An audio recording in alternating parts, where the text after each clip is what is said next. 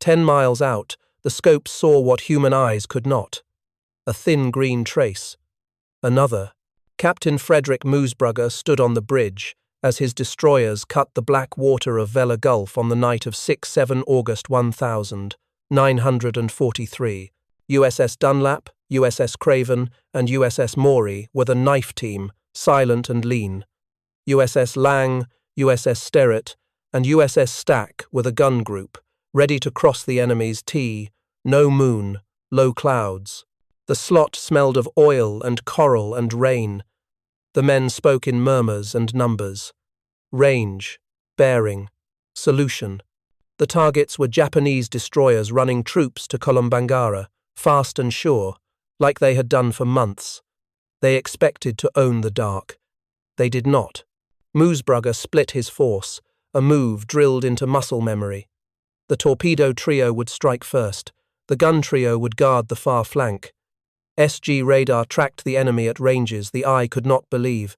Torpedomen set their mark 15 seconds with care. Fire controlmen rode the plots like surgeons. At 23 knots, the American line moved like a single idea. When the salvos left their rails, no one cheered. The steel fish hissed away, low and cold. Then the sea answered. The first blast rolled across the gulf like thunder under a blanket. Another thud. Then a bloom of yellow light behind a black wall of spray.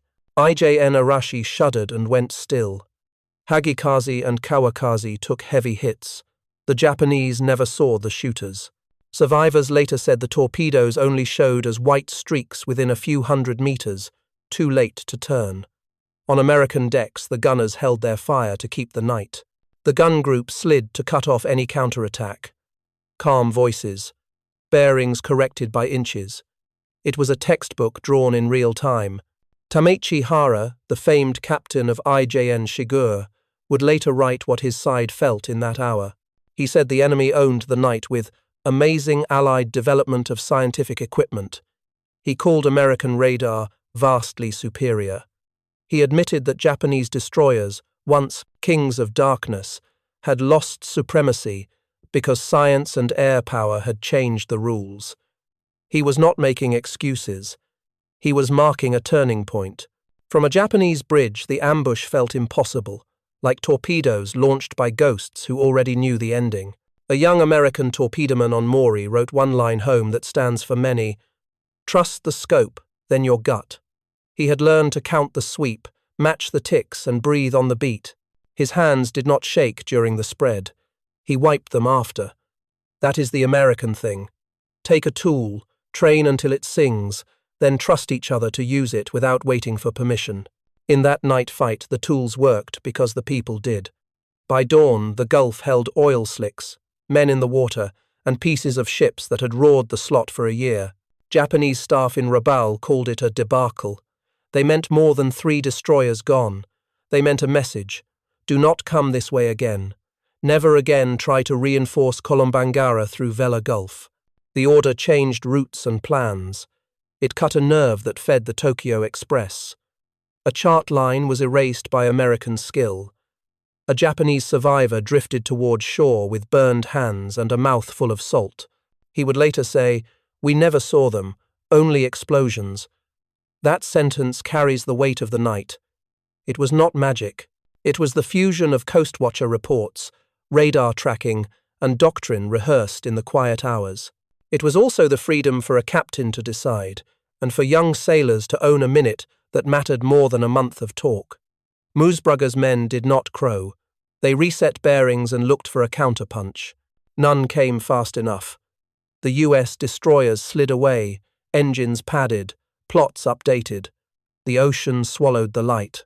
Back in their bunks, some men could still feel the tremble in the deck as torpedoes left their tubes. Others just slept, hard and heavy, because America had turned midnight into our hour. Hara later compared the US landing at Guadalcanal to a lion using all its might. He meant it as respect. That same spirit lived in the small ships that night. Total focus, no half measures, all in. The American way was not loud swagger. It was quiet mastery. A kid from Ohio on the torpedo gang. a chief with grease under his nails, making one more knot of speed. A captain who split a force in the dark because the book said it would work, and he had trained his team until the book felt like common sense. The enemy's shock was honest. Their radar could not carry them. Their doctrine was built on eyes and reflex. When the eyes failed, reflex was late. We did not win because the enemy was weak. We won because our country decided night would not belong to fear. Factories made radar. Schools made operators. Command let them act. That is how a single hour in Vela Gulf folded an entire route. One division of destroyers, 6 little ships, deleted a supply line in minutes and made a map change at enemy headquarters. That is national power distilled to a deck, a plot board, a few dozen torpedoes, and trust. The men in those steel hulls were not giants. They were Americans trained to make the dark work for freedom. They did, and the Pacific felt the shift. And this was only the first step. Even bigger revelations waited down the slot. A curtain of rain hung over Tulagi on 7 August, 1942 when American ships opened up. The beaches shook. The smoke smelled like burned rubber and salt pork. Marines went ashore, while destroyers and cruisers hammered targets with 5-inch and 8-inch guns. Out on the water, Japanese officers watched in disbelief as wave after wave hit with no pause. Tamechi Hara later said, "A lion uses all its might in attacking a rabbit." The American Navy acted exactly like this lion when it stormed Guadalcanal and Tulagi. That sentence is a doorway into why the nights later belong to us. The question at the heart of this chapter is simple. How did a nation that was caught at Pearl Harbor learn to dominate the most complex fights on Earth within a year? The old answer says industry alone. The real answer adds something deeper. America trained people to wield tools with initiative. SG radar sets mattered. So did the habits that let a junior watch officer trust numbers over nerves. On that first day at Guadalcanal, the message was not subtle. We would use all our might, and we would learn faster than anyone else. Guadalcanal was a grind. It was nights of shellfire and days of heat that cooked men's boots. It was Henderson Field scraped out of coral with hands and bulldozers. It was destroyers racing the slot to feed the Marines fuel, beans, and bullets, while Japanese destroyers tried to do the same for their troops. It was knife fights like Cape Esperance and 1st and 2nd Guadalcanal.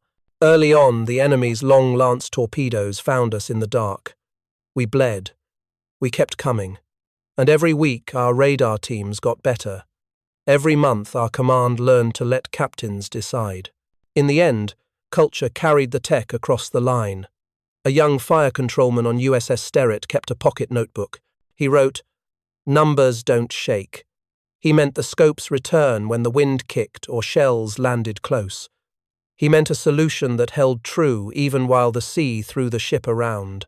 That belief made the difference between hesitation and a torpedo leaving the tube at the right second. Across the ocean, a Japanese petty officer muttered that their sets lied to them. Hara later admitted Japanese radar was unreliable. That gap grew each week. There is another part of the lion story. Americans fought hard, and they fought human. Coast Watchers and Solomon Islanders fed us bearings and saved our men. When PT 109 was cut in two, native scouts and a Coast Watcher stitched a rescue across reefs and squalls. A canoe carried a message at night. A rendezvous at 2,330. Pick up before dawn. That is not a myth. That is how a free coalition behaves under fire. It also broke the enemy's rhythm. When your opponent can find you, feed his troops, and fish his own out of the sea in one system, your timetable starts to die. Hara's words about amazing Allied development of scientific equipment were not a single thought. They were a theme.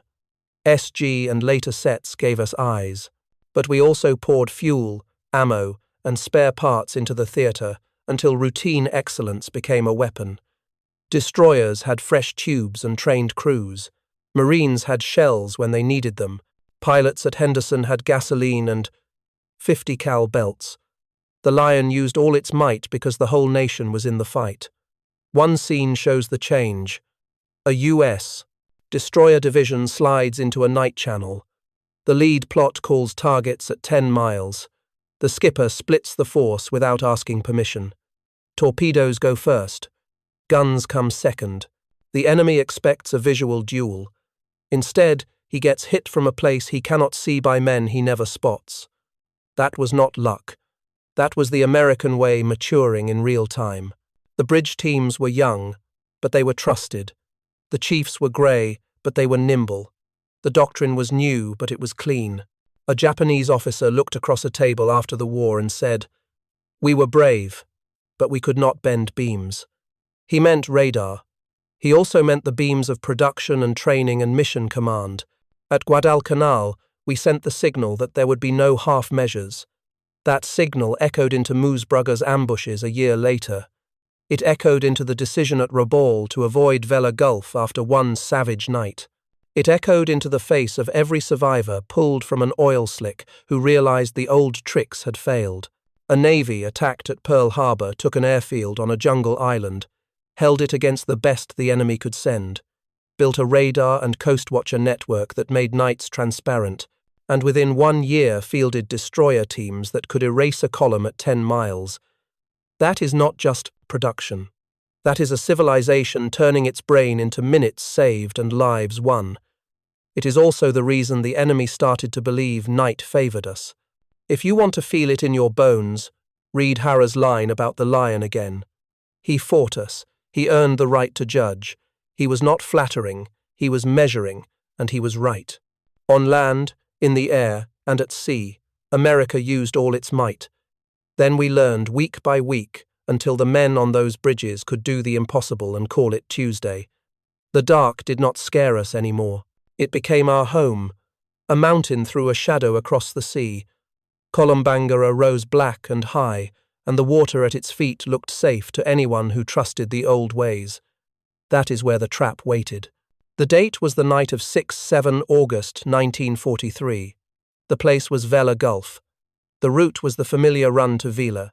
Japanese destroyers carried men and supplies, fast and low, to keep a hard-pressed garrison alive. They had done it before. They thought the dark would hide them. They were wrong, because Americans had learned how to make darkness tell the truth. The setup was simple. Coast watchers reported movement. Air scouts fed bearings. Moosbrugger put his destroyers exactly where the express must pass. He divided his force, a clean doctrine learned by drilling, not guessing. The torpedo division Dunlap, Craven, Maury would shoot from shadow. The gun division Lang, Sterrett, Stack would guard against a counterblow. SG radar painted the enemy at ranges that felt unreal. 10 miles, 9, 8, torpedoes armed, angles checked twice. The sea held its breath. Here is the question that makes this chapter snap. How do you erase an entire run in minutes without ever giving the enemy a clean shot back? The answer is the American blend: information, instruments, and initiative. The first torpedo spread was so perfect the second group joined almost as finishers with guns. The Japanese formation staggered. Arashi, Hagikaze, and Kawakaze. Mortal wounds. Fires climbed masts. Shock rolled men across decks. On American ships, voices stayed calm, solutions updated, targets shifted like clockwork. A Japanese signalman, captured days later, told an interrogator, "We never saw you. Only explosions." That line is not poetry. It is physics meeting training. American sailors trusted the plots. They understood that a picture on a screen could be more real than a silhouette in spray. When the first fish hit, they did not waste time gawking. They executed the next step. Meanwhile, the gun group cut off any flanking move, ready to cross the T if needed. It was a dance learned in sweat and repeated until even a heart hammering at 120 beats per minute could keep the tempo. Hara read the American version after the war. He wrote that it was a shrewdly laid trap. He did not try to hide from the word. The trap worked because our people could make many small, right choices in a row without waiting for orders from far away. A chief tweaked a bearing. A torpedoman rechecked a gyro. A young officer called Mark at the exact second. The culture made the system sing. The system made the blow land. The blow changed the map. Rabaul felt the loss as a cut nerve. Headquarters issued a decision that sounded like a door slamming. Never again reinforce Kolombangara through Vela Gulf. One night had closed a highway. That is the kind of outcome that people call impossible until it happens in front of them. It happened because Americans had the patience to wire the dark, the courage to sit still in an ambush position, and the discipline to fire only when the moment was perfect. The old way would have been to blaze away at first sight. The new way was to shoot first without being seen. A young American seaman later said, "The quiet scared me more than the noise." He meant the long minutes before firing. He meant the sense that the whole ship was one muscle waiting to flex. When the order came, the fear turned into action. That is character forged by training and by trust. On the other side, Hara's men had to wrestle with a cruel truth. Their own radar lied. Their doctrine prized visual skill in a place where vision had lost the argument, and their captains did not have the same freedom to improvise. There is also a human echo in the aftermath. Solomon Islanders paddled into the slicks to help where they could, the same network that had saved Americans after PT-109 went down. Coast watchers listened for engines and sent notes that moved like lightning through the Allied net. Kindness and courage linked to tactics. That was not soft power, that was decisive power. A free alliance working like a single crew. Hara respected Shigure's luck and skill. He called her the miracle ship because she lived through fights that killed her sisters. Even his pride could not hide the cost. Dozens of Japanese destroyers lost across the Solomon's grind, many while hauling troops because big ships were held back. That is another quiet American win. We forced the enemy to use elite warships as ferries and then killed them at the job. We did it with radar, doctrine, and a will to keep learning. A few hours of perfect American execution forced the enemy to redraw supply lines for an entire island group. Not a campaign of months, not 1,000,000 shells, hours, 6 destroyers, one admiral who trusted his people, and a nation behind them that gave them the tools and the right to use them. That night did not end the war. It did end an illusion.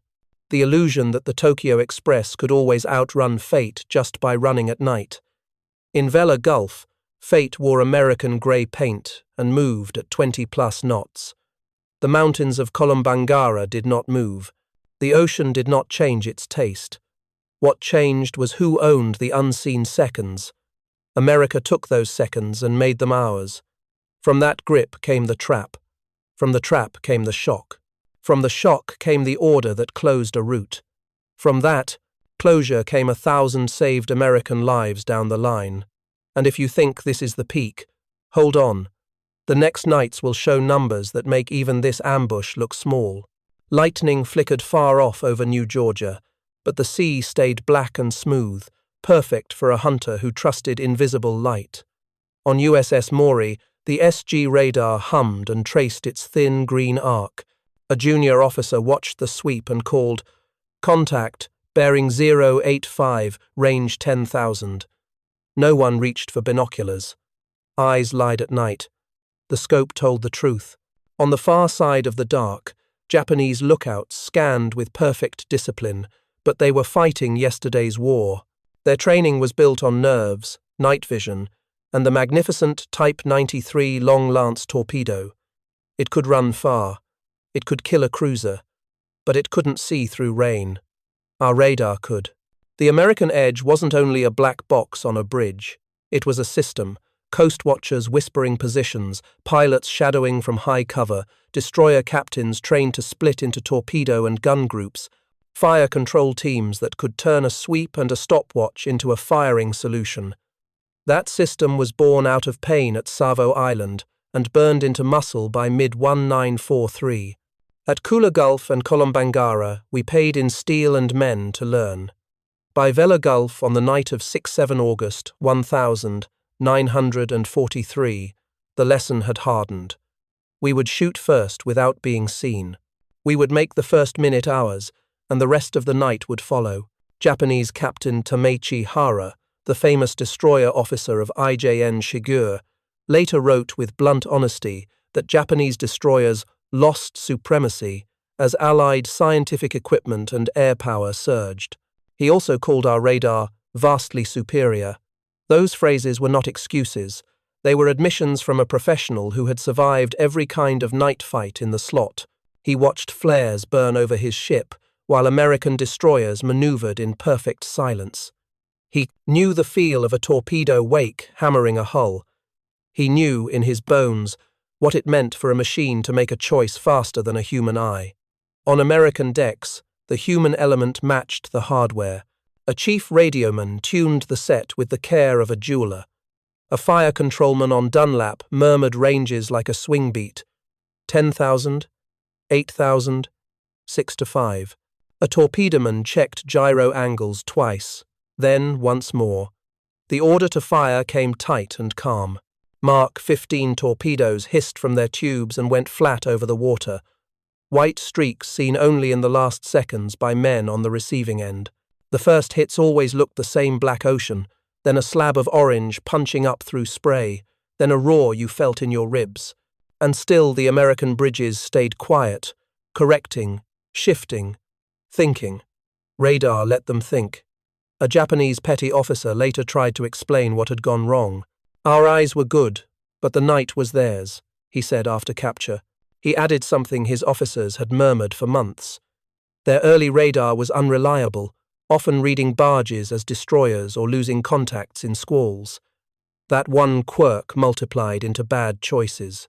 They turned toward ghosts. They ran from shadows. Meanwhile, American sets held target speed and course through rain and smoke, and our doctrine freed captains to act on that picture without waiting for higher permission. The shock reached headquarters. After the Vela Gulf ambush, Rabal accepted a painful fact. The route through that pass was closed. "Never again through Vela Gulf," the staff said, and that sentence was a Navy's way of admitting the dark no longer hid you. It was not magic. It was steel, glass, and training under a command philosophy that trusted ship-level judgment. A civilization had turned physics into minutes, and minutes into kills, and kills into a decision that redrew maps. A Marine POW, rescued months later near Kolombangara, remembered the first night he slept without jolting awake. A coxswain whispered, "Destroyers are out tonight," and I shut my eyes, he said. It felt like I could breathe. That is war measured in breath. Our destroyers were not big. They carried 5-inch guns and 10 torpedo tubes, not 16-inch monsters. But in 1943, those lean hulls and those humming sets were the long arm of a nation that believed in giving its people the best tools and the freedom to use them. 6 destroyers under Captain Frederick Moosbrugger erased 3 Japanese destroyers in minutes and made an enemy headquarters close a highway it had used for a year. That was one night. After that night, Shigure was nicknamed the Miracle Ship because she survived while sisters died. Even that luck felt like surrender to the new reality. When the first minute was American, the rest belonged to us too. The smell of it stays in stories. Hot Bakelite on a radar set, ozone, cordite on a forward mount, oil on the wind after a hit. The sound is quieter than you expect. Numbers, bearings, short words. Then the big thud of a torpedo and the shiver in your shoulders. The vision is almost nothing until the enemy burns, and then it is too much light all at once. Hara captured the feeling with a craftsman's economy. The enemy had instruments that turned night against you. That is what science does when a free nation puts it in sailors' hands. Our men did not gloat. They lined up for hot coffee, cleaned salt crust from headphones, checked tubes and ran drills again. The work was the same the next night and the next. The edge did not come from one gadget. It came from a habit, a belief that training and trust can bend the odds. By the time Vela La Vela flared in October 1943, everyone in the slot understood that belief had teeth. So remember this. Radar did not make heroes unnecessary. It let courage work at scale. It let a 19-year-old fire controlman be the man who decided a battle by turning a dial and saying, "Fire," at the coast. right second. It let a captain split his force and keep faith with a doctrine built in blood. It let a nation's motto, freedom through strength, show up, literal and glowing, on a green scope in a storm. That glow belonged to us, and the men who held it made the dark American. The message reached Rabaul before dawn and tasted like iron. 3 destroyers gone in Vela Gulf. Hagikaze, Arashi, Kawakaze, hundreds of men missing. 1 ship, Shigure, limped away. Staff officers stared at the map and felt something they had not felt in a year. The dark was not safe anymore. The order that followed was short and final. Do not reinforce Kolombangara through Vela Gulf. The Tokyo Express would have to detour. Coal-black routes that had once felt invisible were now marked in red.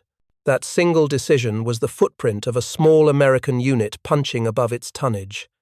To understand the shock, step inside the rhythm of the Express. Destroyers left Rabaul at dusk, ran hard down the slot, threaded islands by feel, dumped men and crates, and sprinted home under moon shadows. Early in the war it worked. Long lances outranged our torpedoes. Lookouts could read the sea like a book. Then science showed up with a hum and a green line. By July 1943 we had eaten bitter lessons at Kula Gulf and Kolombangara, but our doctrine sharpened. By August, Captain Frederick Moosbrugger's division embodied the change. He split his force. He trusted radar. He fired first and melted back into the black. Vela Gulf was a clean, professional ambush. Tamechi Hara's memoir shows the Japanese side blinking at the speed of it. He writes of vastly superior Allied radar and calls Vela Gulf a debacle. He notes how headquarters moved from bravado to caution because the arithmetic had flipped. You cannot feed a garrison if every trip risks 3 ships and a veteran crew smashed in minutes. The Express had always traded time for safety.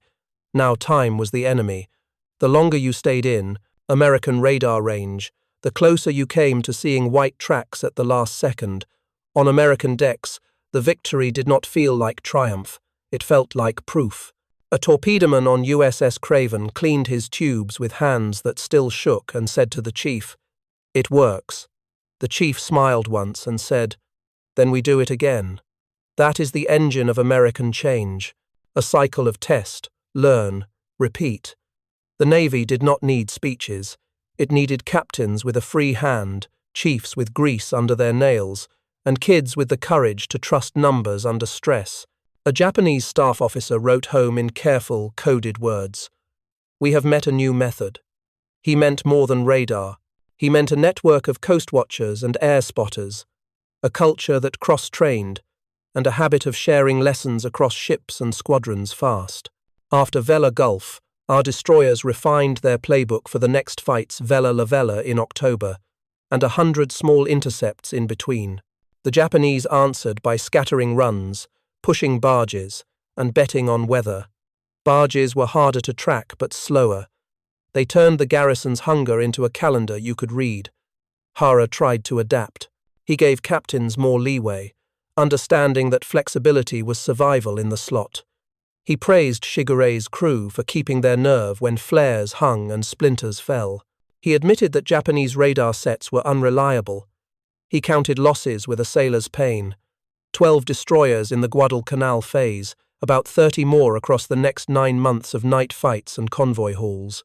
Each ship lost was more than steel. It was a handful of the best men in the fleet, helmsmen, gun captains, machinists sucked down by the new math of war.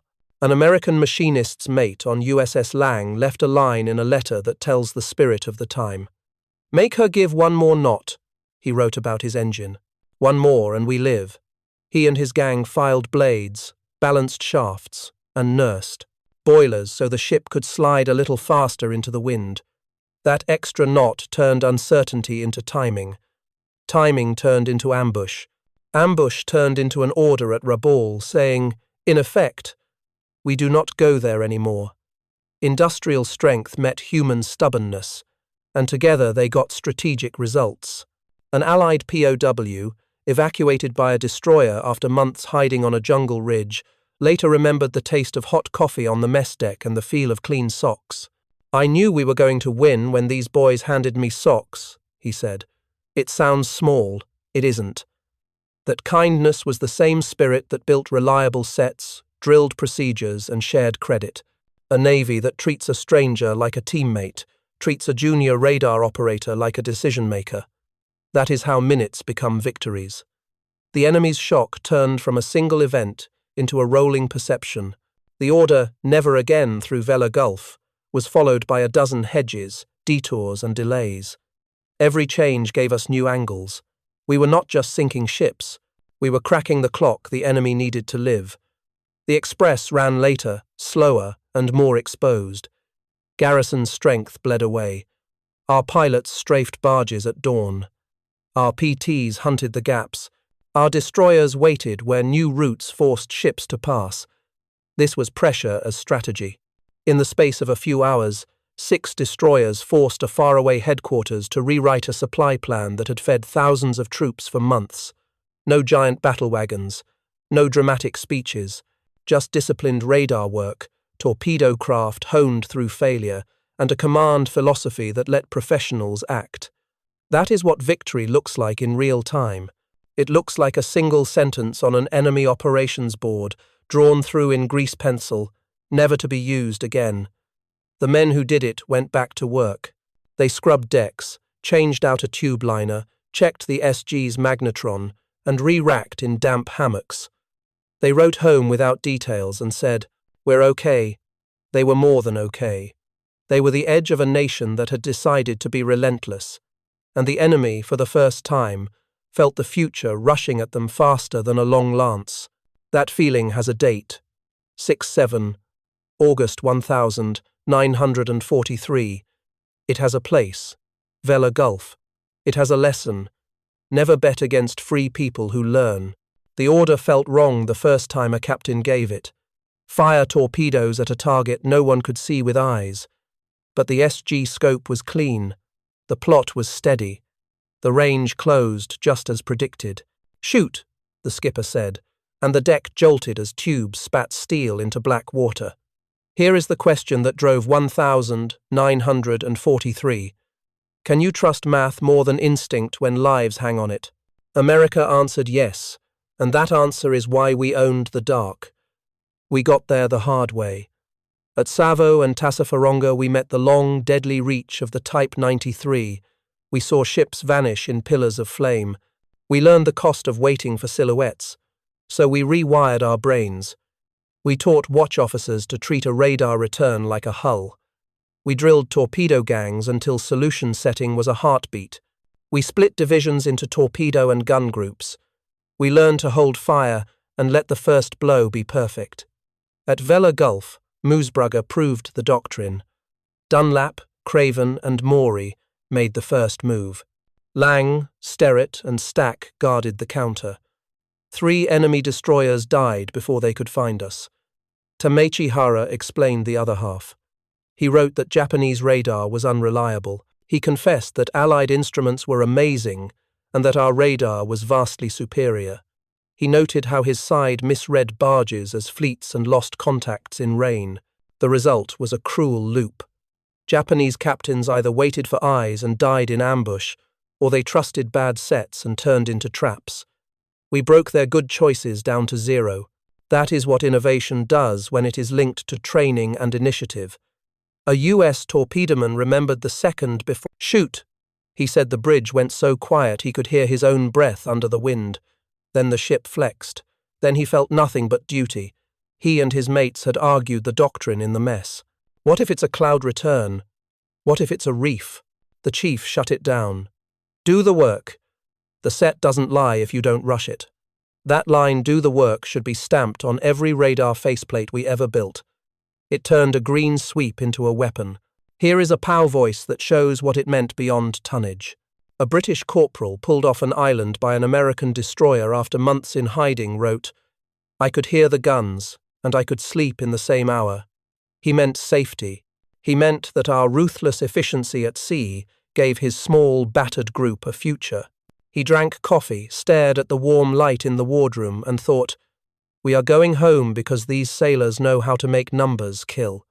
When the enemy tried to adapt, our philosophy bit again. Hara records that after the Vela Gulf debacle, Japanese headquarters let captains exercise more freedom. It was the right idea too late.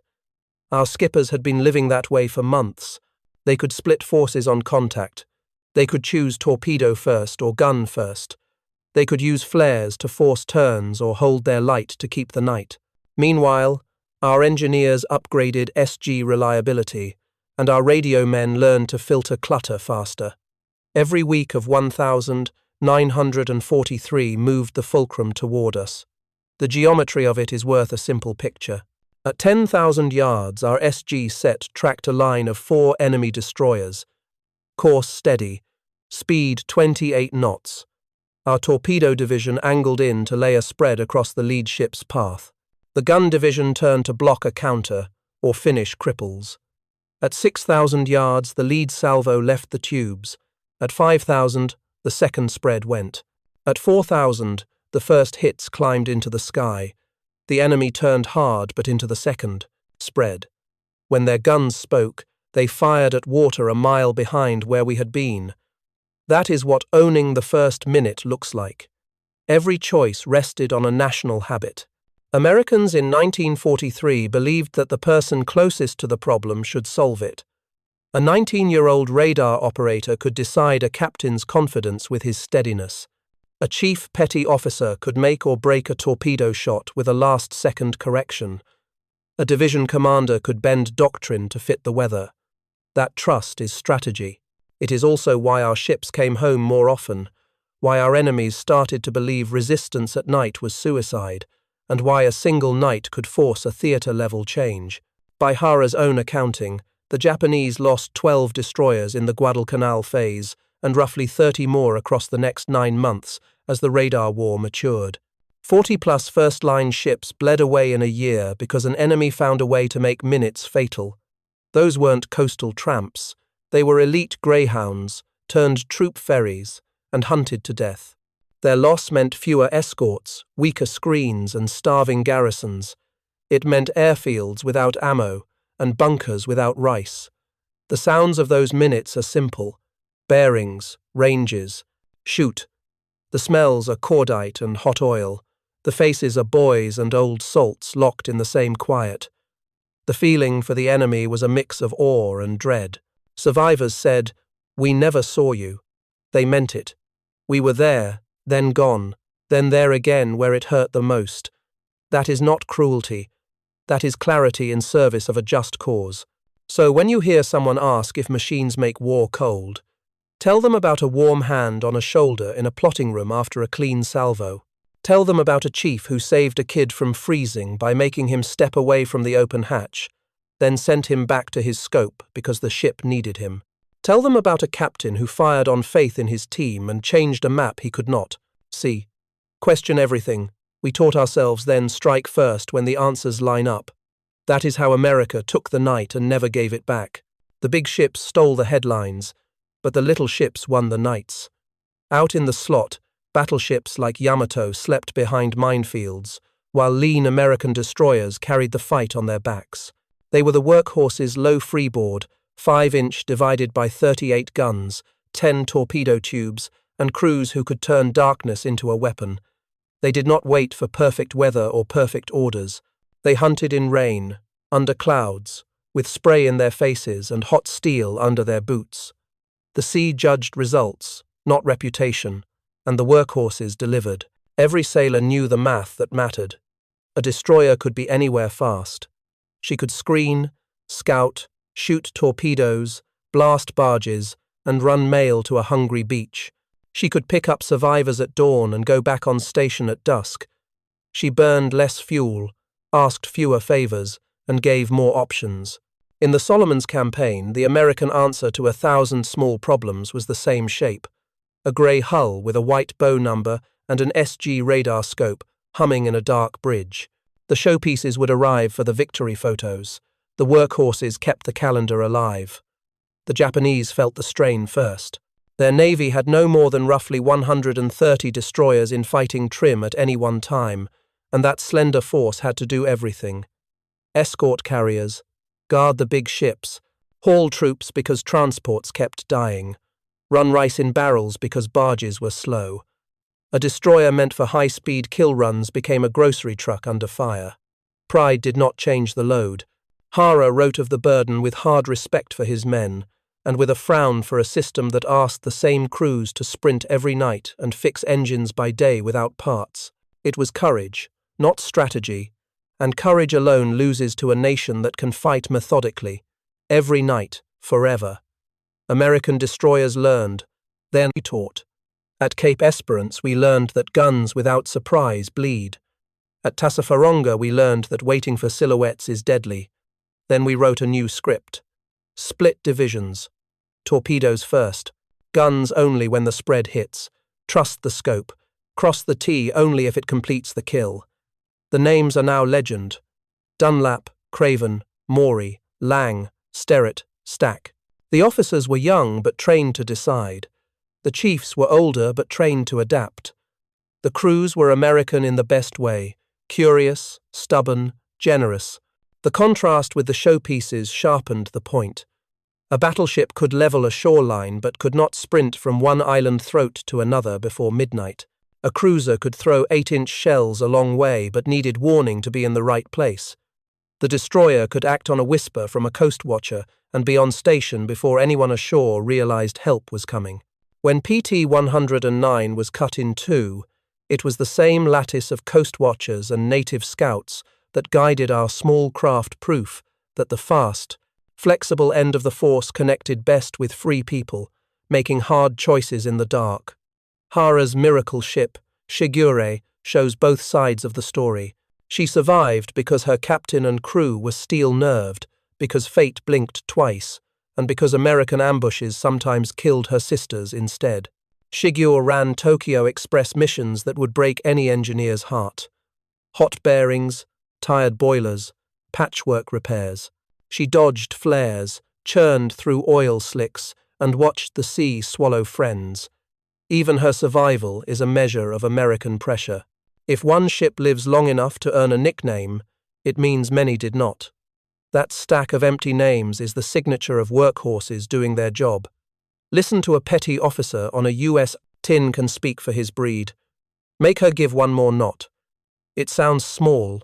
It is huge. One more knot means a better firing angle. It means clearing a torpedo track by seconds. It means making the intercept at the perfect minute when the enemy has no room to turn. One more knot is the difference between being a victim and being the hunter. It is also the difference between bragging and building. America did not talk about how fast our destroyers could move. We filed blades and balanced shafts until the speed held through squalls. The enemy's shock came with a grudging salute. "Your destroyers fight like knives," a captured officer said. He did not mean reckless. He meant precise, close, and on purpose. He meant a blade in the right place at the right time, not a club swung in hope. Precision is a culture.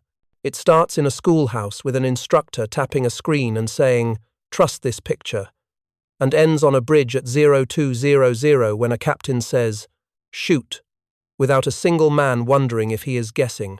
6 American destroyers at Vela Gulf erased 3 Japanese destroyers in minutes and then erased a shipping lane on the enemy's map. Not a task force, not a fleet. 6. The workhorses. They turned doctrine into an order at Rabaul. Do not go through Vela Gulf again. That is what influence looks like when you do the small things with ruthless consistency. That is the American way, no hero costume. Just a job done so well it redraws the enemy's world. A Poe brought aboard after months hiding on a ridge, tasted American coffee and cried. A sailor handed him socks and said, "You're home now." That is destroyer culture in one sentence. Tough when it must be, tender when it can be, and always moving. The workhorses fought like that because that is how America fights when it is most itself hard, honest, and generous. The showpieces got the cameras. The tin cans got the knights. And the knights decided the war one lane at a time. It did not feel like a squeeze at first. It felt like rain. It felt like one more black run down the slot with crates lashed on deck and men asleep under tarps. It felt like a boiler that wanted a day off and a watch that never ended. Then the math showed up. Runs took longer, detours got longer, barges replaced transports. Rice came by barrel instead of by ship. Japanese destroyers did not just fight, they hauled. They hauled because every other path started to bleed under the steady bite of American destroyers, coast watchers, PT boats, and dawn air patrols. That is how a squeeze works. Quietly, relentlessly, without speeches.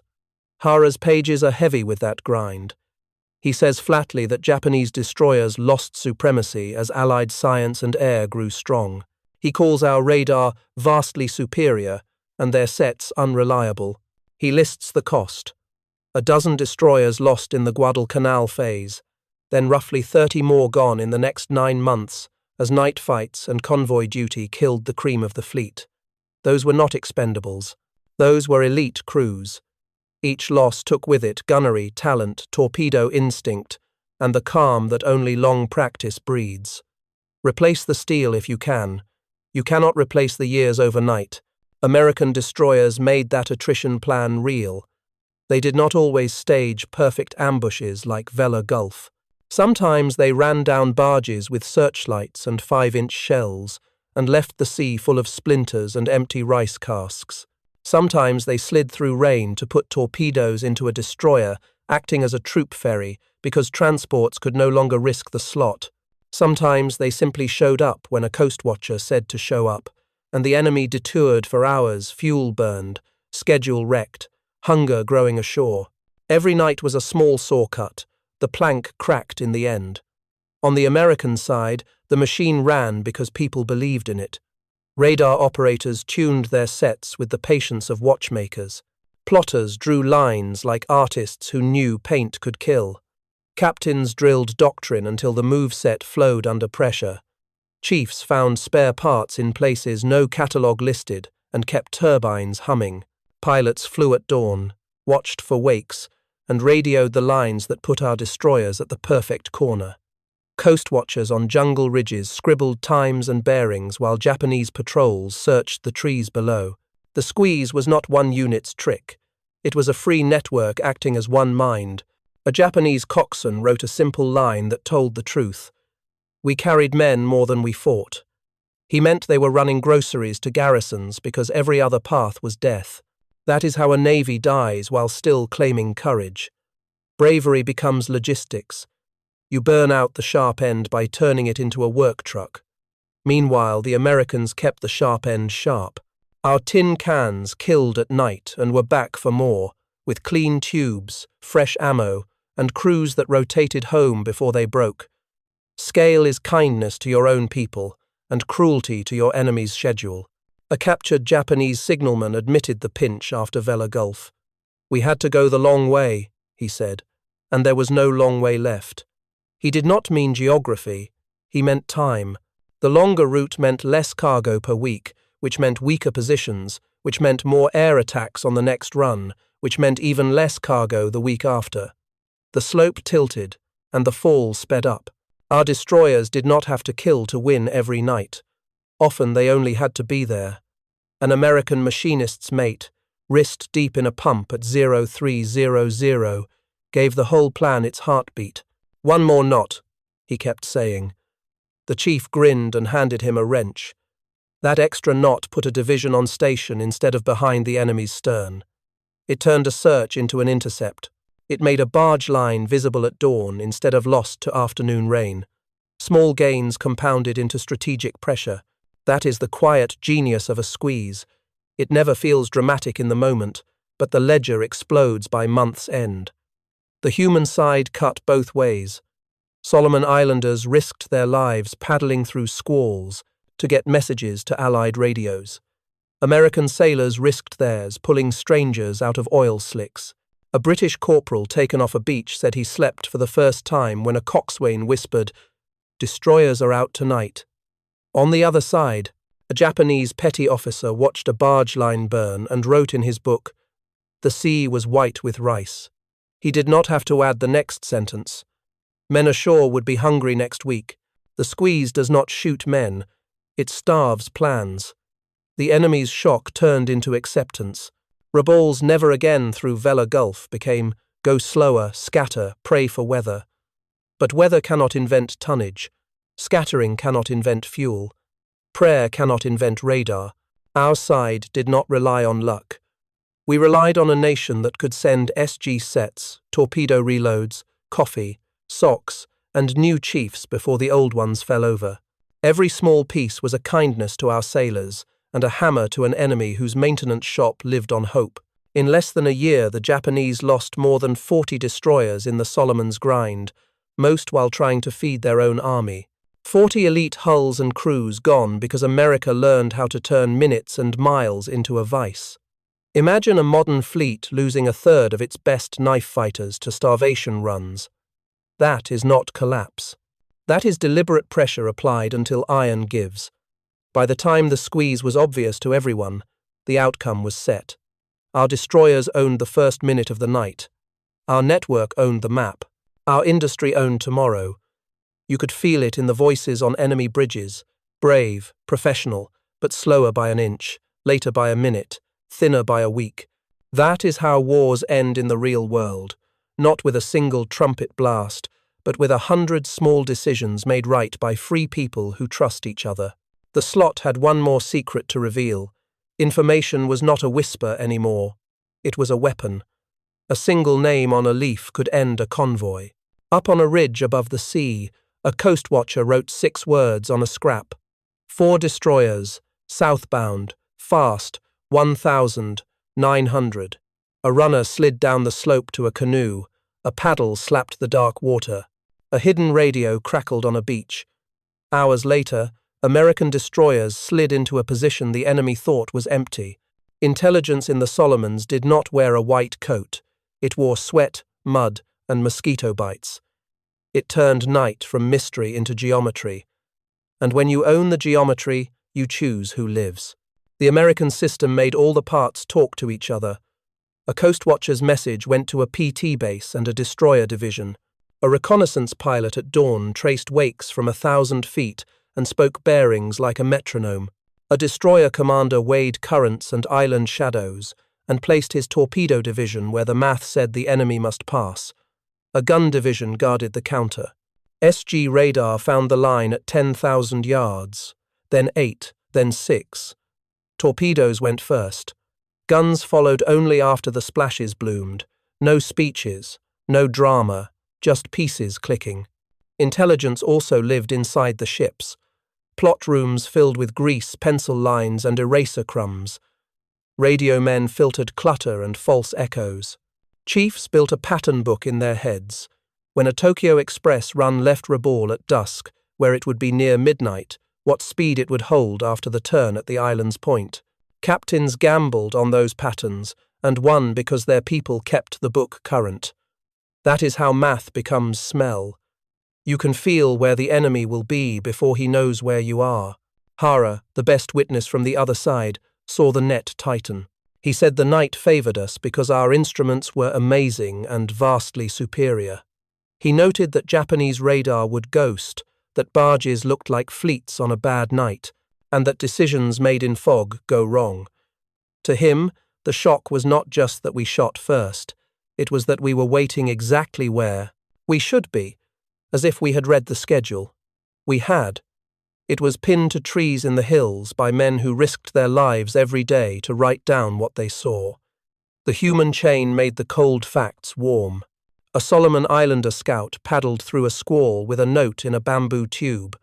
A coast watcher heated his radio with a candle to keep the tube filaments alive in wet air.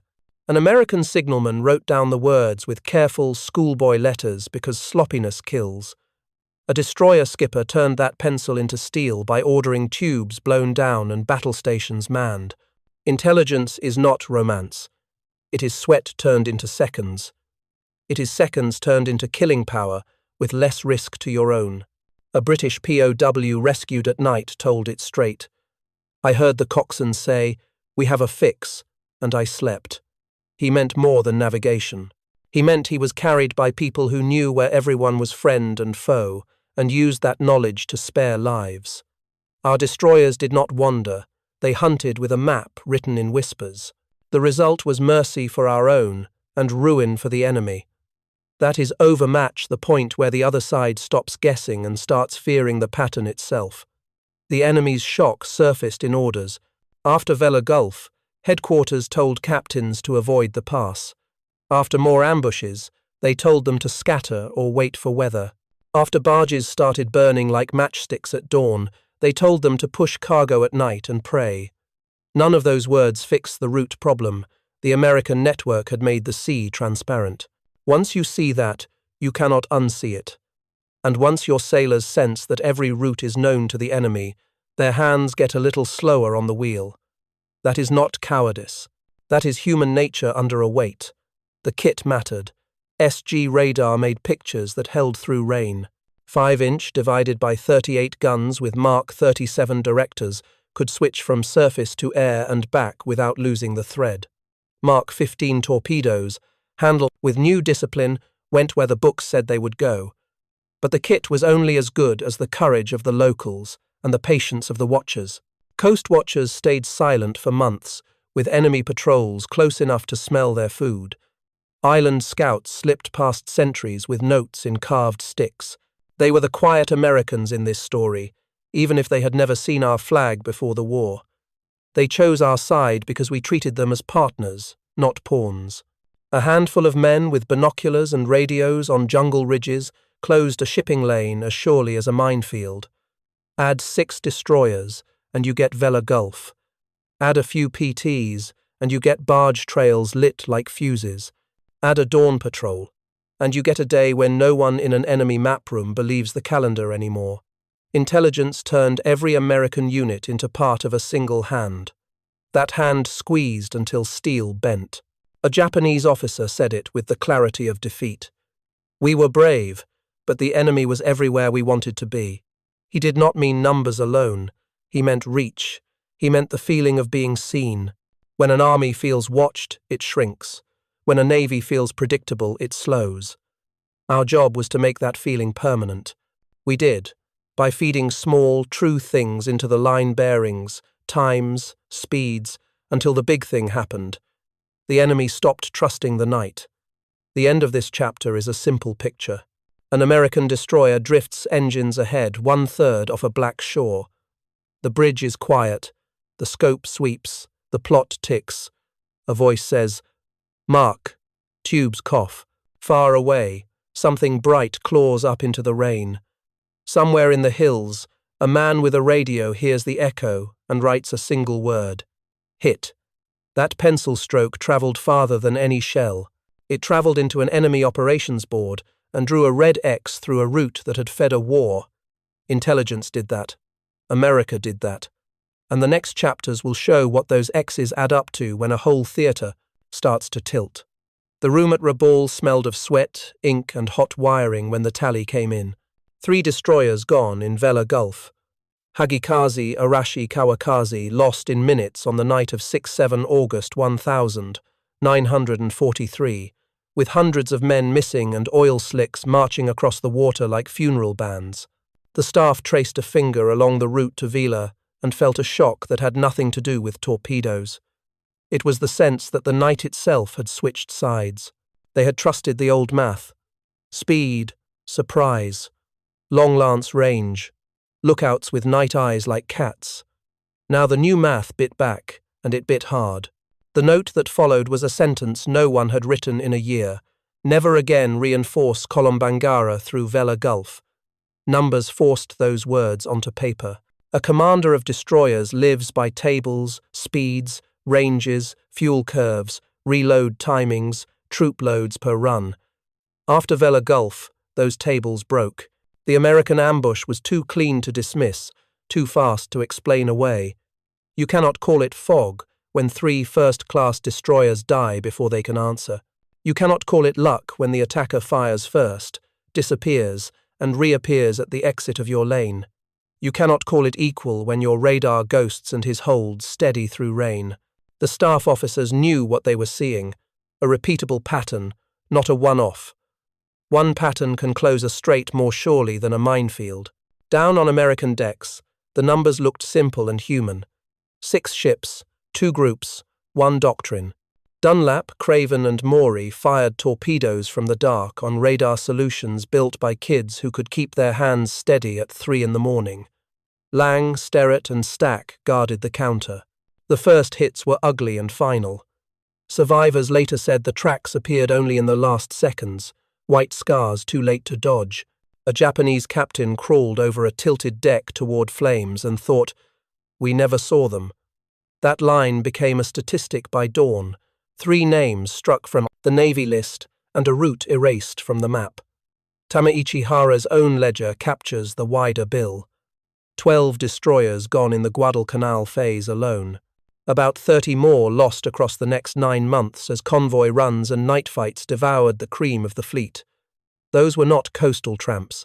They were elite greyhounds with crews tuned for speed and violence, pressed into troop ferry duty because transports kept dying, and every hungry garrison demanded rice and bullets. Convert a knife fighter into a bus, and the bus will start to die.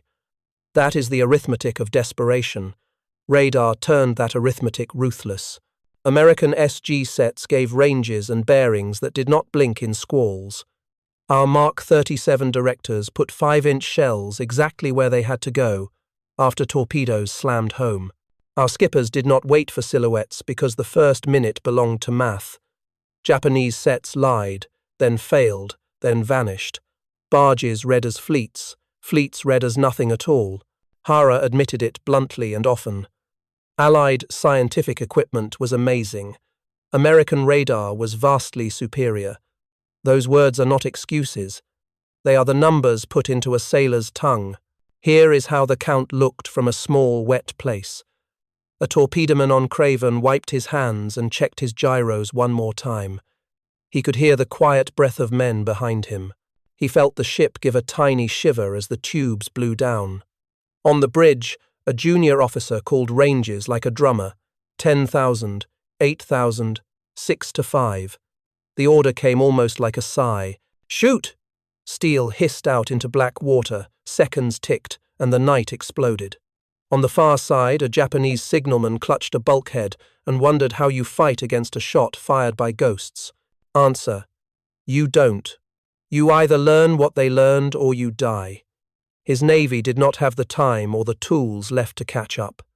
The headquarters decision never again through Vela Gulf was not the only number that mattered. Time stretched, runs lengthened, fuel sloshed away, cargo loads shrank. A detour that adds an hour adds 10 hours to a week of runs. 10 hours means a smaller stockpile ashore. A smaller stockpile means your day fighters take off with less ammo, and your night barges die under tracers. The curve is cruel and clean. A single night's ambush becomes a campaign's starvation. When staffers erased that lane, they erased meals and shells weeks later on ridges where hungry men held out and then gave way. Count the people inside those numbers. A British corporal pulled aboard an American destroyer after months of hiding weighed barely 130 pounds. A few weeks later, after hot chow and rest, he wrote that he had gained 20. It sounds soft, but it is war math. A sailor's coffee and a cook's ladle and a doctor's quiet work equal a soldier who can walk again. On the other side, a Japanese petty officer watching a burning barge wrote in a small notebook, "The sea was white with rice." That sentence is a statistic and a wound. White wakes mean empty bowls ashore. Shigure's ledger turned legendary because she lived while sisters died. Hara called her a miracle. The miracle is a denominator. If one ship earns a nickname for survival, many died without one. That pile of losses matters more than any boast about a single lucky hull. It is the story of a fleet worn down by a nation that could make the first minute lethal night after night and back it with parts, training, and a culture that let 19-year-olds decide seconds that moved wars. In a few hours at Vela Gulf, 6 U.S. destroyers did the work of a fleet staff by closing a highway with torpedoes and a radar plot. In less than a year, more than 40 Japanese destroyers vanished from the Solomon's roster 12 at Guadalcanal, roughly 30 more in the 9 months after, as the logic of night fighting flipped to our side. Those digits are not ink. They are lives saved on Henderson's runway at dawn, convoys that never reached Vila, and a headquarters that finally wrote what the sea had already decided. By the time the staff in Rabaul put down their pens, the night had a new owner. The decision on the wall looked small, 4 words about a gulf and a route. In reality, it was a confession that the Americans had made the dark predictable for themselves and deadly for their enemies. Numbers forced that confession. Numbers wrote it in oil and flame. Numbers, backed by American hearts and hands, made a map, a promise instead of a guess.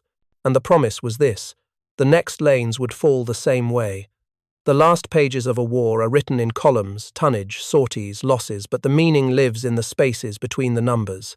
Tamechi Hara, who knew the smell of burned paint and the feel of a deck shuddering under a near miss, wrote with a craftsman's honesty that Allied scientific equipment changed the night and that American radar was vastly superior. He counted his service's glittering capital ships and then told you who truly carried the load: destroyers acting as fighters, escorts, and mule trains, because everything heavier was either hiding or too precious to risk. He dared to say what many only muttered. Supremacy shifted because one side kept learning while the other ran out of ways to learn. A scorecard of a civilization begins far from a gun mount. In labs and shipyards, Americans built SG sets, trained operators, and sent both forward fast. In classrooms and plotting rooms, we taught 19-year-olds to treat a green line as a hull. In mess decks, chiefs told kids to do the work and make the math clean before fear had a chance to talk. In command tents, captains were allowed to act on what they knew, not what someone 100 miles away guessed. That chain from glass tubes to human trust was the American edge. It is not a boast. It is a hardware store receipt, stapled to a navigator's log. Hara's book keeps a ledger of losses that feels like a bell tolling. 12 destroyers sunk in the Guadalcanal phase. About 30 more gone over the next 9 months as convoy duty and ambushes chewed into the fleet's best. Those numbers are the shadow of another tally we can be proud to say out loud: the small grey ships with white bow numbers that gave our side the first minute of the night and then gave our pilots and marines the tools to own the day. A 5-inch divided by 38 gun with a Mark 37 director, 10 torpedo tubes loaded with Mark 15 seconds handled with new discipline. Engines tuned until that extra knot made the difference between being late and being lethal. A POW story reveals the character behind the score. Hara describes surrendering a torpedo boat base to an American captain who behaved more like a friend than a conqueror. That sentence tells you what the numbers can't. Why our victories held.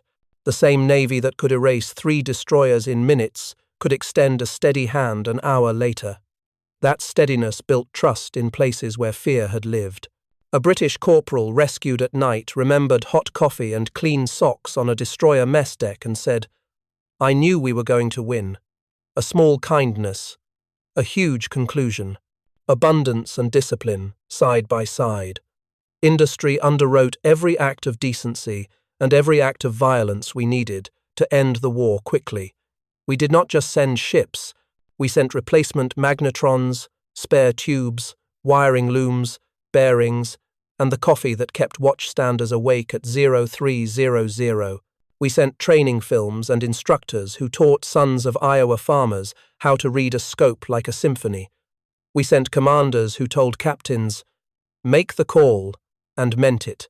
That full-spectrum push turned a set of good ideas into a machine that could not help winning if we kept feeding it.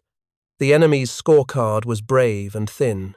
Hara honored his crews, especially the men of Shigure, the miracle ship that threaded nights that killed her sisters and steamed on. But even his pride catalogued a slow collapse.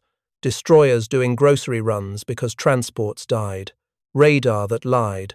Doctrine written for eyes in a war now fought by unseen beams. He quotes the lion line for Guadalcanal: "A lion uses all its might," and the line stands not for one morning but for an American habit. We bring everything we have to bear, then learn, then bring more. That is why the scorecard tilts until it looks like a cliff. Look hard at the ledger and you'll see how the math of mercy works too. An American destroyer that can fire on radar at 10,000 yards saves her crew by ending the fight before the enemy can punch back. A coast watcher's 6 words: 4 destroyers, southbound, fast, 1,900, save a Marine's life by keeping a barge line from unloading the bullets that would have killed him tomorrow. A coxswain who hands a rescued POW socks and coffee reaffirms that we fight to build, not to dominate. Those acts are numbers, even if they don't look like it. They add up to a war that ends with allies, not just enemies who stop shooting. Here is the score that shocks you into respect. 1 destroyer division, 6 small ships, closed a route with 1 ambush. 1 year of steady, disciplined night work took more than 40 frontline Japanese destroyers off the board 12 in the Guadalcanal period, roughly 30 more in the next 9 months, hollowing out the escort screens and the troop runs that kept island garrisons alive. One culture, America's trained its juniors to make minutes count so hard that the enemy's maps had to change to keep men from starving in place. When you add those ones together, you get something that feels impossible until you see it written in a post-war memoir by the man who fought us. A Japanese officer put it in a line that belongs in the margin of every history. We were brave, but the enemy was everywhere we wanted to be. That is not about head count. That is about reach. Reach is radios and radar and the freedom to act. Reach is coffee at 3 a.m. and a chief's hand on a shoulder and a skipper who says, "Shoot," because the picture is good. Reach is what makes the score mean more than digits. It is the way a civilization shows up, line after line, and then writes home under the last column. By the time the last pages turned, the scorecard told a story the enemy could not argue. Their destroyers were the finest early in the war. By the middle, they were dying by the dozen while hauling rice. Our destroyers were lean and plain. By the middle, they were the most dangerous ships afloat at night because a nation had decided to make the first minute ours. The numbers prove it. The witness from the other side confirms it. The human moments seal it. That is how a free people write victory, by turning columns into character and character into a map that leads the world out of the dark. The sea at Vela Gulf was black glass when the first torpedo hit, and the light that tore upward looked like something a god would hurl. In that instant, an old question found its test. Could any nation make a single destroyer division erase an entire troop run in minutes, then force headquarters 100 miles away to close a route that had fed a war for a year? America answered yes, and the way we answered is the story that makes 30 in one night feel less like exaggeration and more like a symbol. One blow so decisive that it stands for a cascade of nights where our destroyers made the enemy's logistics vanish as if the ocean had swallowed them out of pride. Start with the problem that had broken other navies. At night, eyes lie, nerves fray, and pride protects bad habits. The Japanese had the finest torpedo in the world, the Type 93. They had lookouts who could smell a squall before it formed. They had crews like the men of Shigure who could thread fire and live, but they did not have a system that fused information, instruments, and initiative. We did. Coast watchers wrote 6-word messages on leaves. Pilots traced wakes at dawn. Radios whispered bearing and speed. On our bridges, SG sets hummed, and Mark 37 directors waited like coiled springs. Captains trained to split into torpedo and gun groups and to hold fire until math said kill. That picture became a plan you could run in your sleep. Here's the setup that makes the revelation hit hard. Problem: how do you strike a convoy you cannot see without losing a single ship and make the result so obvious the enemy rewrites his map before breakfast? Answer: you turn the first minute into an American minute. Dunlap, Craven and Maury fired first from the dark, their mark 15 seconds laid on solutions drawn by kids who treated green lines as hulls. Lang, Sterrett, and Stack cut off the counter. Torpedoes hit. Arashi, Hagikaze, and Kawakaze died quickly. Survivors saw the tracks only at the last breath. The radio at Rabaul sang with bad news, and the pencil drew a hard line through Vela Gulf. Into that line you can pour the wider truth. Hara, the foe we respect, wrote that Allied scientific equipment was amazing and that American radar was vastly superior. He counted 12 Japanese destroyers gone in the Guadalcanal phase and about 30 more lost across the next 9 months as convoy. Duty met radar doctrine and lost. He recorded how Japanese radar lied, how barges looked like fleets, how decisions made in fog turned into funerals. He also wrote about surrendering to a US officer, more like a friend than a conqueror. Our excellence in killing and our excellence in kindness were not opposites. They were the same system behaving as designed.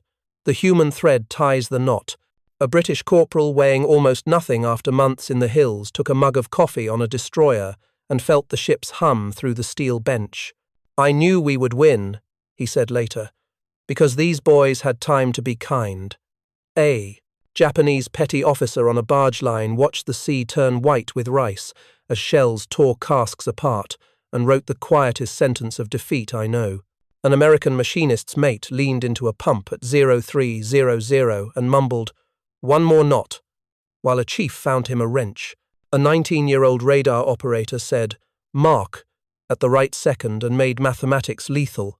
Those tiny moments are the gears inside 30 in one night. One destroyer division, 6 ships, executed a single ambush so clean that an enemy headquarters shut down a highway. In less than a year, more than 40 frontline Japanese destroyers, 12 at Guadalcanal, roughly 30 more after vanished in the Solomon's grind under the pressure of American radar doctrine and a network that made the sea transparent. A survivor's line, "We never saw you," became the epitaph for a way of war built on eyes instead of instruments. And a foe captain's praise, "Amazing Allied scientific equipment, vastly superior radar," became the ribbon on a scoreboard written on the water with oil and light. Could any other nation have done it? Only a nation that believed in giving its people the best tools and the freedom to use them. Only a nation that could make scope readers out of farm boys in 6 months, ship spare magnetrons to a jungle base before the old ones burned out, and trust a captain to split his force on a whisper from a ridge. Only a nation whose sailors could fire without hate and then haul strangers out of the sea without asking the color of their flag. Only a nation that brought all its might to bear like a lion and then learned so fast the enemy's calendar turned to sand. The last image belongs to the men who lived it. A destroyer slides at engines ahead 1/3 along a black shore. The bridge is quiet, the scope sweeps, the plot ticks. A voice says, "Shoot." Far away, the sky opens like a wound. On a hill, a coast watcher hears the dull drum roll and writes one word, "Hit." In Rabaul, a staff officer draws a cross through a root and rubs his temples. On our ship, a kid from Kansas exhales, touches the bulkhead, and pours coffee for his buddy. That is the American way, ruthless when it must be, generous when it can be, relentless always. So say it without apology. The night belonged to us because freedom, science, training, and trust made minutes ours to spend. 30 in one night is a headline for a deeper miracle. A free people turning information into justice at sea. We took the dark, lit it from within, and handed it back to the world safer than we found it. That is how America fights. That is why America wins, and that is why a single ambush still echoes like a bell across the Pacific, calling the faithful to remember what their fathers did when the world needed light.